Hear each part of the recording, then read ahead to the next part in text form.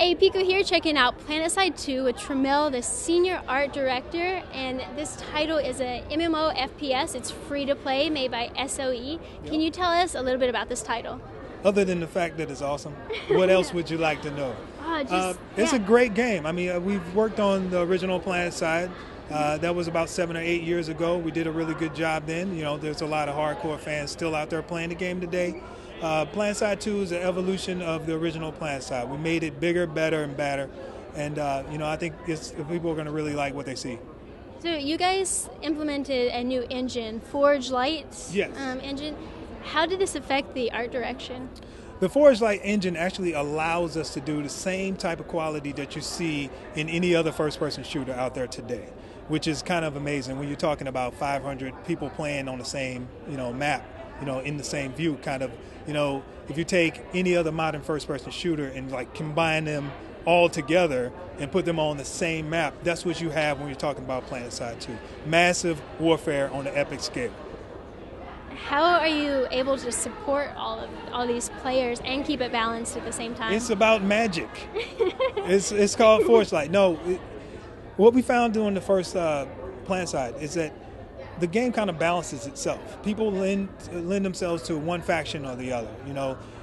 We rarely came across any situation where it was like mostly TR or mostly NC. It was pretty much split like in thirds. And people kind of stayed that way, and once it got kind of unbalanced, we had systems in place to keep it all kind of in play. So I think we're not really so much worried about the balancing of it. We just want to make sure that we give the people the tools in order to balance it themselves, because it's about the people. The people are the content. So I think Planetside 2 is going to prove that as well. So as Senior Art Director, what was your main sci-fi inspiration? There was no main sci-fi. I mean, the original Planetside had like elements from, like Deep Space Nine. It had stuff from Star Trek, had stuff from Star Wars, had stuff from Aliens. I drew a lot of inspiration from a lot of people that came before me. There are no original ideas out there. Everybody draws something from some great idea, or even some mundane thing. Like when I was actually looking at some of the TR armor from the original Planetside, I actually looked at Lost in Space, the movie, the remake of the old TV show, and I liked the way that their suits were kind of like, like uniform and like one kind of mesh, and had like really tiny cut lines and stuff in there. And it was the movie wasn't so good, but it had some really good design, some good ideas. So you can draw inspiration from pretty much anywhere. What is your favorite element in the game, design-wise? It has to be the Vanu sovereignty, because anybody who knows me, they know that I play Vanu, and that's it. I don't play anybody else. And I think this time around, with Forgelight and the technology, it allows us to give as much detail as we wanted to all the factions. So, like even with the Vanu sovereignty, you can zoom in close on them and see like the stitching on their clothes and the fabric, and it's a lot of high detail in there, and still allow you to have like 50 to 60 guys on screen all shooting at each other, exploding with planes flying overhead and tanks on the ground. So I think the inspirations and the technology is all culminating into this one massive game, Planetside 2. Planetside 2, so yeah. Rock on. Hell yeah.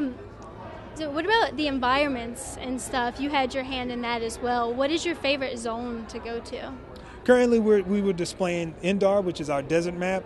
And we got a couple other maps in the process of actually being built right now. We got like a kind of rolling hills, kind of green, more like an Ireland kind of Greenland kind of feel, and then we've got like another one that's more of an icy kind of tundra kind of feel.